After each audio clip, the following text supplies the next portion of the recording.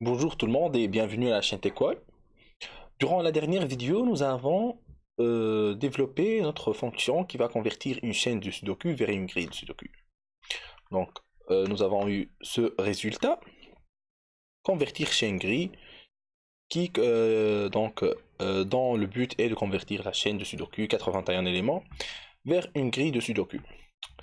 Ce qu'on n'a pas fait, par contre, c'est de convertir les éléments vers des entiers, parce que les éléments qu'on ajoute ici sont des chaînes des chaînes de caractères.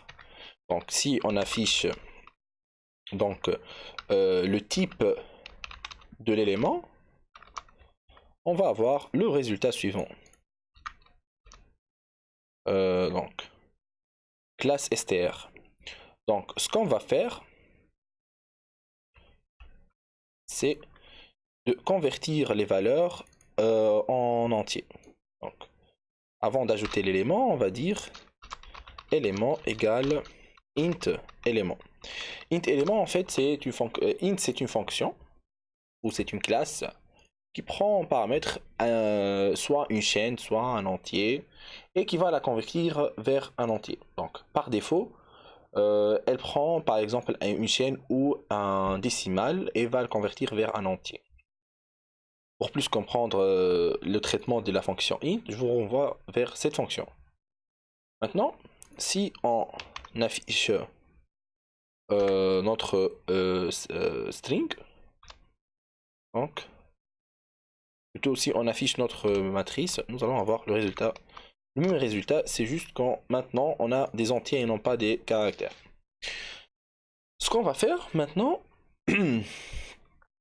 c'est le développement d'une fonction qui ajoute donc un élément dans la matrice de Sudoku. Ça veut dire, par exemple, on va dire on a 7 ici et 7 ici. Et donc le 7 va être dans l'une des trois lignes ici. On a 7 ici, donc le 7 soit ici, soit ici. Donc c'est soit dans le B1, soit dans le B3. Et voilà. Donc on va développer la fonction qui va ajouter et non pas saisir les informations de chez l'utilisateur, mais seulement à partir d'une position et une valeur, elle va insérer l'élément. Donc pour faire ça, ce qu'on va faire est donc définir la fonction ajouter élément qui va prendre la grille de Sudoku, la grille originale de Sudoku, et je vais vous expliquer pourquoi, et la position et la valeur à ajouter. Donc je vais coller la description et je vais ajouter une grille. Donc grille état du jeu de Sudoku avant toute modification. Qu'est-ce que ça veut dire cela? Cela veut dire que on va ajouter l'élément à la grille. Cette grille là, la première grille donnée. Ensuite, on va tester si l'ajout est possible ou pas. Qu'est-ce que ça veut dire? On suppose que ceci est la grille initiale.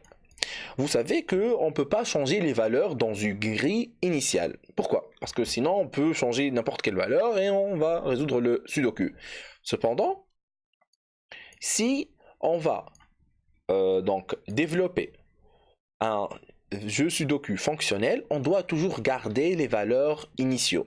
Par exemple, ici, on va supposer qu'on va ajouter le 7 ici. Si on ajoute le 7 ici, on peut après changer ce 7 là vers, par exemple, le 4 ou 5. Cependant, on ne peut pas changer le 9 parce que le 9 était prédéfini en avance. Et donc, on va toujours avoir besoin de la grille originale qui n'était pas modifiée afin de tester la position. Donc, ce qu'on va faire maintenant, c'est tester si la position donnée dans la grille initiale est vide ou pas. Maintenant, comment on va définir la position? En fait, la position sera une liste qui va être indiquée par l'indexation alphabétique et l'indexation numérique. Donc, La position contiendra deux éléments. Le premier, c'est la position sur l'axe des lignes. Et donc le deuxième sera la position sur l'axe des colonnes. Et donc c'est B, ça veut dire la deuxième ligne, et 1, ça veut dire la première colonne. Sachez bien que l'affichage ici commence par 1 et non pas par 0. Donc, qu'est-ce qu'on va faire? Tout d'abord, on va dire donc if, donc on va tout d'abord avoir les positions en entier, parce que même si on affiche des alphabets, réellement ce sont des entiers. Donc position, donc, plutôt indice colonne, c'est la position donnée de 1, ça veut dire cet élément là, moins 1, parce que l'index commence par 0 et nous on affiche par 1, donc l'utilisateur va choisir des valeurs entre 1 et 9 et non pas entre 0 et 8. Donc ça c'est l'indice pour les colonnes. Maintenant pour l'indice ligne, égale position de 0. Ceci est la position 0, ça veut dire A, B, C jusqu'à I. Mais nous on veut avoir les indices en tant que des entiers, pour qu'on puisse dire donc grille de la ligne 0 et de la colonne 1 par exemple. C'est pour cette raison qu'on va utiliser ce qu'on appelle import. En fait, import, elle nous permet d'importer un paquet soit prédéfini par Python ou soit un paquet qu'on crée nous-mêmes. Donc, en fait, dans le fichier sudoku après, on va importer le paquet utile et l'utiliser. Donc, cette fois-ci, on va importer en fait le paquet string qui va nous offrir des fonctions et des attributs prédéfinis dont les développeurs de Python ont pensé qu'on aura besoin. Et on va plus exactement, on va écrire from string, ça veut dire à partir du paquet string, import low, donc c'est import ASCII, donc ça veut dire les lettres ASCII, et on va utiliser seulement les lettres lowercase, ça veut dire les lettres minuscules. Donc pourquoi? Parce que pour le moment je vais afficher les lettres ASCII, donc print ASCII lowercase. Vous voyez ici qu'on a les ASCII, les alphabets minuscules. Par contre, si on dit print ASCII lowercase point, et vous avez avoir plusieurs fonctions. Donc le type string nous permet d'utiliser plusieurs fonctions et nous avons besoin de cette fonction index. Et on va donner par exemple B. Ça veut dire on va afficher l'indice de l'élément B dans la chaîne en question. Et notre chaîne ici, ce sont les listes des ASCII. Vous remarquez que le résultat c'est 1. Ça veut dire on va avoir besoin de donc la position B est 1. Ça veut dire la position de A c'est 0. Et en fait ceci est l'index dont on a besoin.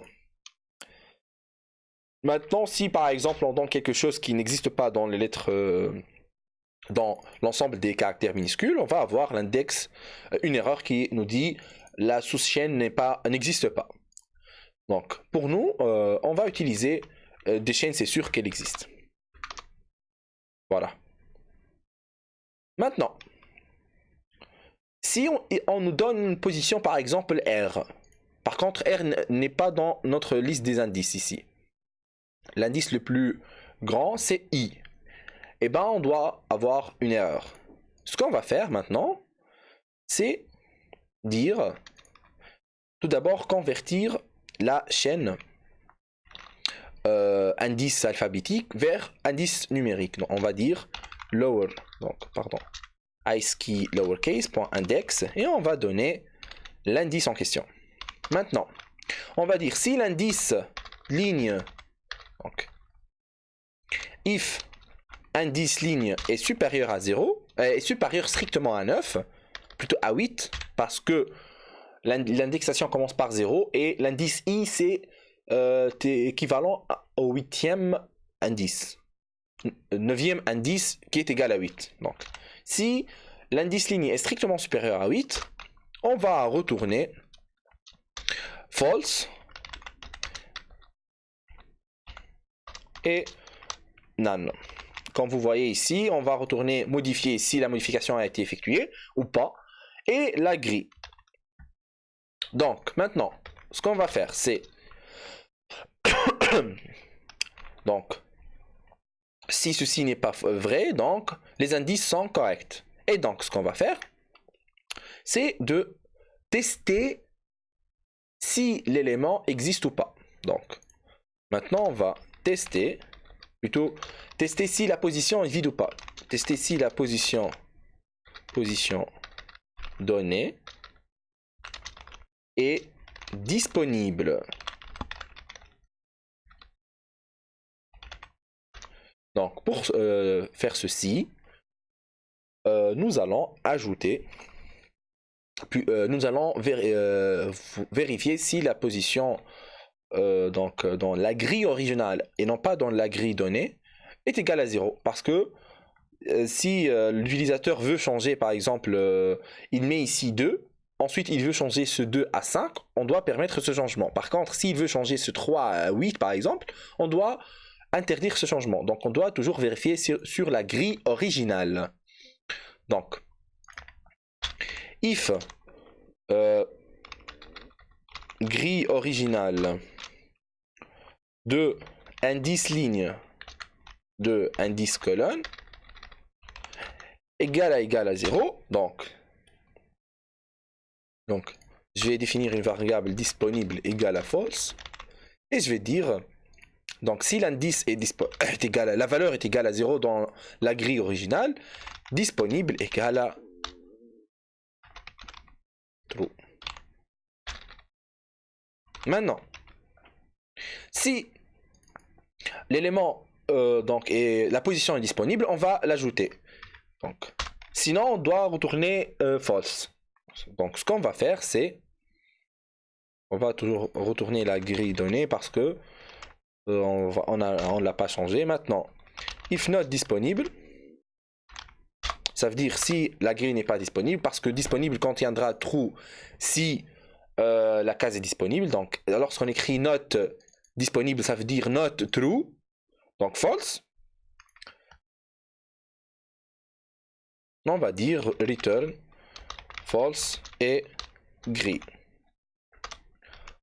Maintenant, si donc sinon, donc la case est disponible et on va ajouter la valeur. Faites attention, l'ajout doit être effectué dans la grille, c'est tout, et non pas dans la grille originale. Et donc, on va ajouter l'élément donné dans la case donnée. Voilà. Maintenant, on va dire grille de indice ligne indice colonne est égal prend comme valeur la valeur donnée. Donc avant même d'ajouter cette valeur, on doit tester sur la valeur à donner. Donc, if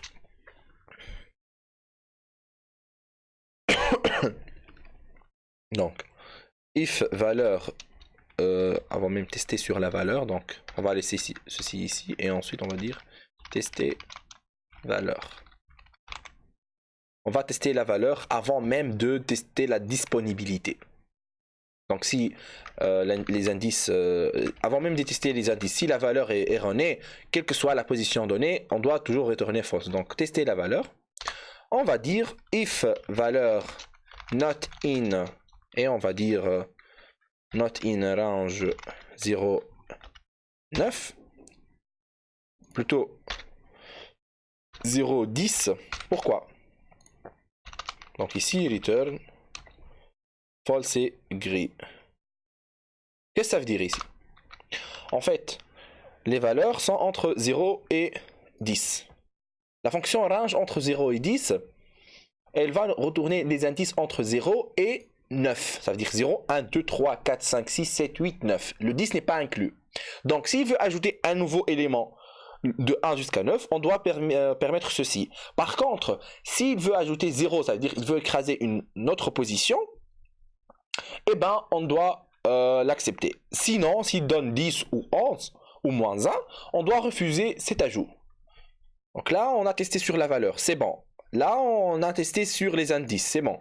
Ici, on a testé sur la disponibilité de la case dans la grille originale.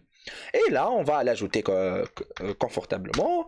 Et finalement, on va retourner true, ça veut dire le changement a été effectué. Et on va retourner la nouvelle grille. Et voilà. Ici, on a ajouté l'élément. Donc, on va le tester. Tout d'abord, on va créer une nouvelle, donc ici on a la grille et on va te créer une nouvelle grille qui est une copie conforme. Donc soit on utilise la chaîne Sudoku afin de convertir la chaîne vers une grille encore une fois et la sauvegarder dans une nouvelle variable, ou on peut utiliser la fonction deep copy du module copy. Donc from copy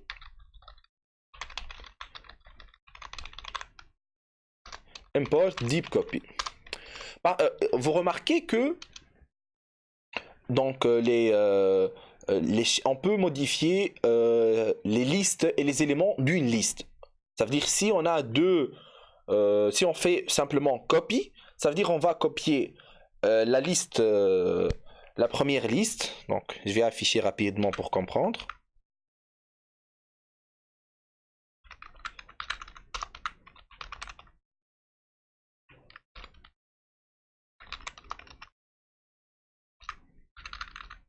Donc, si j'utilise copy, ça veut dire je copie directement. On va copier ça veut dire on va copier les 9 éléments, mais les éléments de chaque liste, ça veut dire de chaque ligne, ne seront pas copiés. On va avoir les mêmes valeurs pour chaque grille. Ça veut dire si on change dans une grille, l'autre grille va être changée. Donc on veut en fait faire une copie profonde. Ça veut dire on veut copier chaque élément. Et donc si on copie si on modifie une grille, l'autre grille ne sera pas modifiée. Donc on va dire donc deep copy. Donc après la conversion, on va dire copie originale. Donc aux grilles originales égale deep copy de grille. Maintenant, on va afficher. En fait, on va faire le deep copy ici, la conversion a été effectuée. Maintenant, on va afficher la grille, ajouter un élément dans la grille et afficher les deux grilles. Je vous explique. Donc là, on a la grille. On va ajouter par exemple 2 dans C et donc C1, donc c'est dans B1. Cet ajout doit être accepté. On va afficher les deux grilles. Ensuite, on va essayer de modifier le C1 et cet ajout doit être refusé. Donc, commencer. Donc, ajout a été effectué. Et donc, nouvelle grille égale. On a appelé ajouter élément. Elle prend comme valeur la grille. Ensuite, la grille originale. La position, on a dit que c'est B1. C'est B1. Et la valeur, on va dire 2. En tout cas, on s'en fout pour le moment, on ne va pas tester si l'ajout est possible ou pas. Ensuite, on va dire afficher grille Sudoku de grille. Et on va écrire donc if ajout print ajout autorisé, donc et la modification else print ajout non autorisé. Et on va afficher la grille. Donc, on va déplacer la grille, l'affichage de la grille juste après le test sur... Voilà. Je pense qu'on a un problème. Ici, il nous dit qu'on a un problème. Grille or. Quelle grille or? Ah, ouais. Ouais. Un or, c'est ça. Donc, voilà. Là, on va tester. Donc, il nous dit que l'ajout est autorisé. Maintenant, on va ajouter le même 2, mais dans la cellule C1. Et on va voir. Donc, C1. Et l'ajout n'était pas autorisé parce que la valeur dans la grille originale est 2. Donc, la fonction ajout fonctionne parfaitement. Et dans la prochaine vidéo, nous allons développer quelques autres fonctions. Donc, merci bien d'avoir suivi cette vidéo. Et on se voit dans la vidéo prochaine.